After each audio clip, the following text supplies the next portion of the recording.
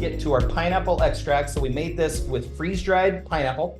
And we're going to talk about what happens now. We talked about fresh fruit and some of the cautions and things you've got to be worried about. Well, there's cautions with freeze-dried. And the number one caution is those little, they soak things up like sponges, right? So we'll talk about that as we do the change out. So this recipe started with 1 ounce of freeze-dried pineapples and 8 ounces of, we used Bacardi rum because we could not find at the time the Hawaiian rum that we really like. It just wasn't available. This is a fermentation weight that I often like to use when we're doing dried fruit because it will float to the top. And so if you just use these fermentation weights, a lot of times it will keep things down. But this is one of those things where you have to check in ever so often, because I did notice that the weight sunk down and then all the pineapple came back up and it wasn't completely. It went around the edges. They're slippery. Yes. And so I kind of had to just play with this guy. I checked in on him ever so often, pushed it down and then fixed the weight. And then after a while, they were all submerged, but it takes a while for them to really soak up the alcohol. And so, I mean, you'll go in here after you do it for the first time and it'll look like it's halfway empty. Give it time, it will soak up, I promise. Yep.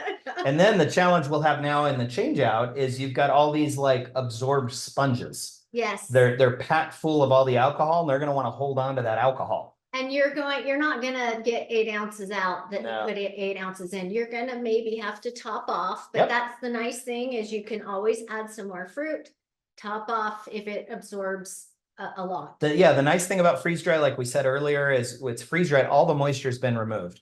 And so you can add an indefinite number of freeze dried top off until you get the taste that you're looking for. But this is, again, one of the challenges, and it makes this extract even more expensive. Because it's the con of freeze dry is the price, because it's going to soak up a lot of the alcohol. Then you're going to top it off, which then dilutes the extract a little. Then you've got to add a little more freeze dry, which costs a little more money. And these are the challenges with freeze dry. But as soon as you open that, the aroma like has filled the kitchen. Like pineapple upside down. It's pineapple upside down cake. Like it's absolutely delicious. That was my dad's favorite. That was. Yep. Okay, so I'm just gonna pour it all in here. Like a soup. Yeah. Like a beef stew concentration, right? Like yeah, and if you look inside, you know, you've got quite a bit of it. It's kind of thick in there. There's a lot of flavor in there. I'm not gonna rinse that out because all that is really good. I'm gonna put the beans back inside the jar. Someone actually posted this in our group. It was either earlier this week or maybe it was late last week that their pineapple extract was sort of thick.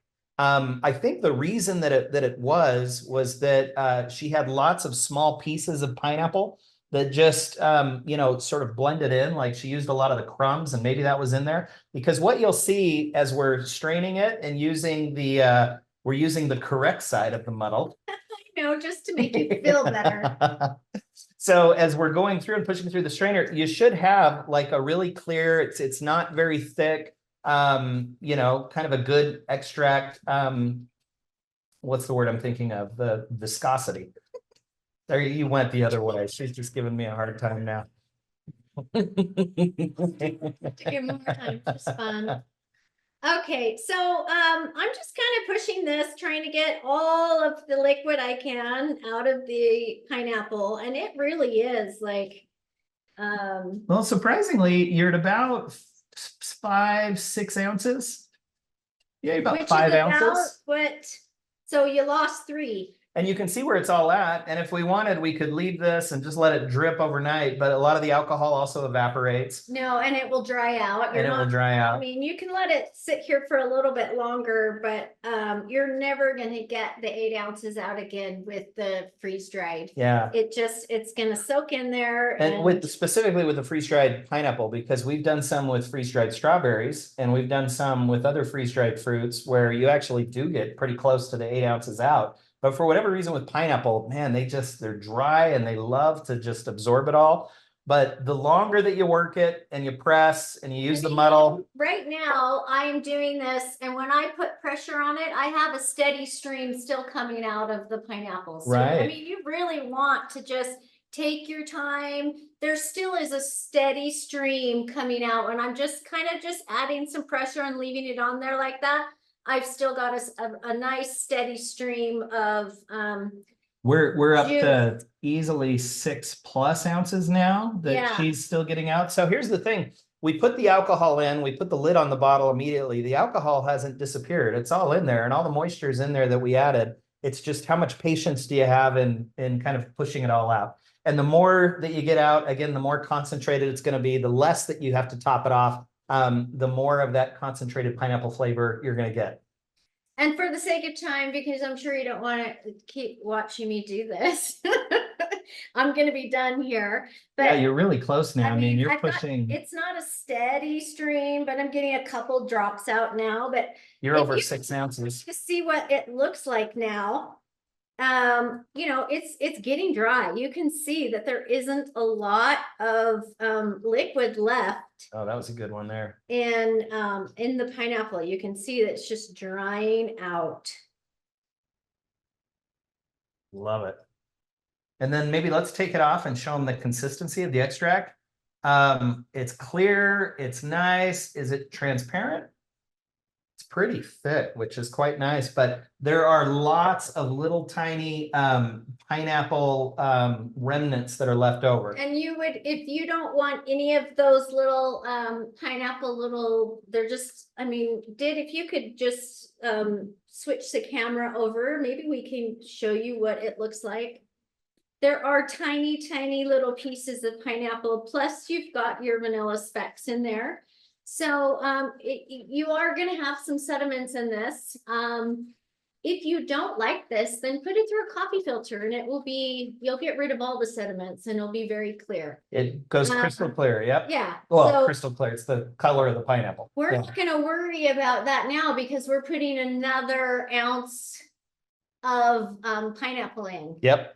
So I'm curious here. I want to just measure how much I'm getting out of this. This is always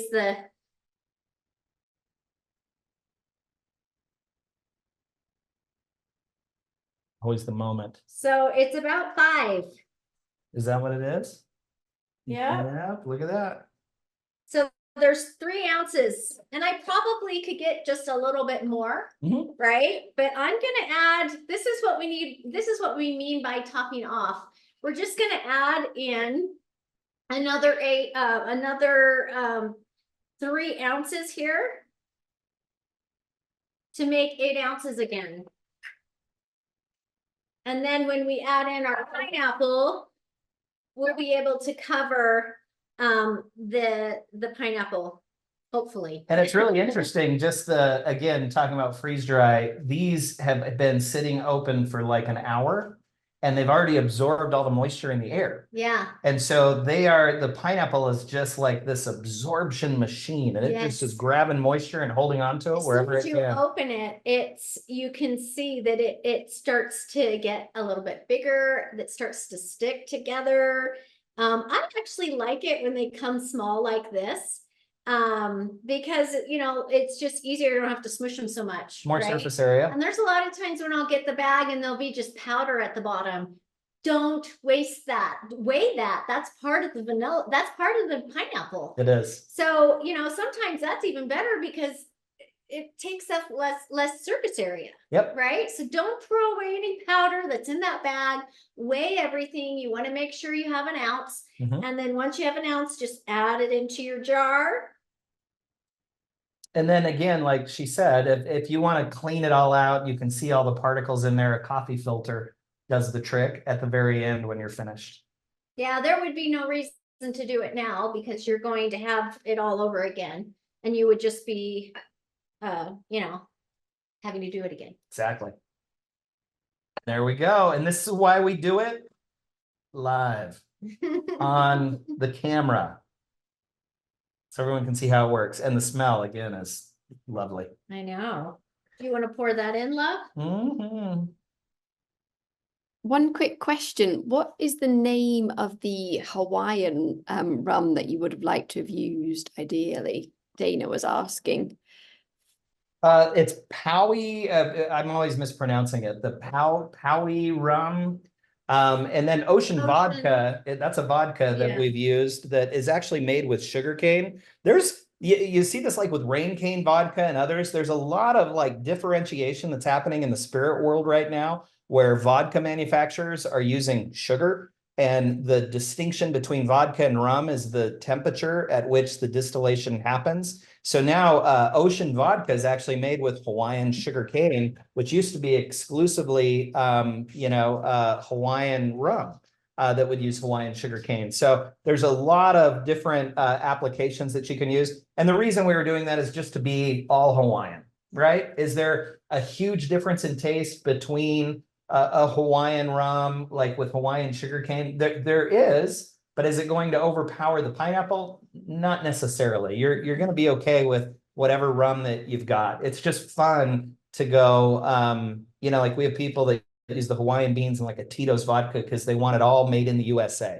And you can do that with a Hawaiian vodka or Hawaiian rum as well. But it's P-U-I, I don't know if I'm pronouncing it right. I think that's how you spell it, is a rum that we've used. I think that's the rum. Off the top of my head, I'm trying to remember. And then the Ocean is the other one that we've used. That was P-A-U-I. Maybe it's P-A-U-I. Howie. I don't speak Hawaiian other than aloha and mahalo. Yes. Anyway, I'll brush up on it, but I believe that's what it's called, is P-A-U-I, however that is pronounced, is one that was given to us that we had used. I just say Powie. Yeah, Powie sounds good. Anyways, okay, so let's take a look at this. Now that I've poured in all of the 8 ounces, you can see that it's still kind of crusty. A lot of it isn't, covered in the vodka, but when I push it down, it goes down really easy. It's so spongy. It's like sitting on the surface. It is, and it's so spongy. So I'm just gonna kind of play around. I'm pushing this down.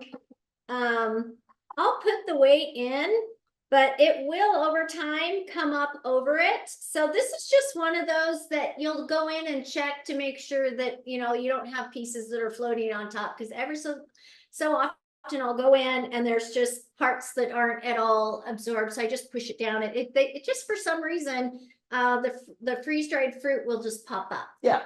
And this is, there's, like we say, there's pros and cons to everything. Another way to handle that is just bigger chunks, because when we use like freeze-dried strawberries or others that are like the bigger cuts, you don't have that problem because the pieces are a little bit bigger, but we like them small because you get more surface area contact. Yeah. And it just seems like it gets that flavor out even more when they're all broken up. And so pros and cons, everything that is good has something to it that is a negative, right? Yeah. So you can even see how it's sinking right now.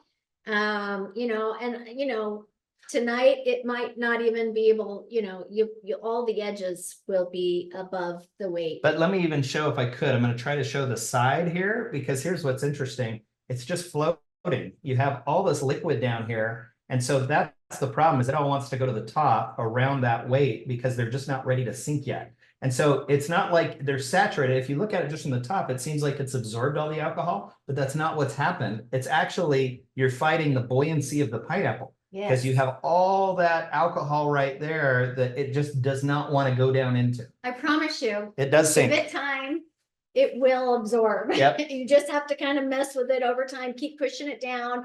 And then, in a few days, it's going to be all absorbed and it's going to look like it did when we opened it up.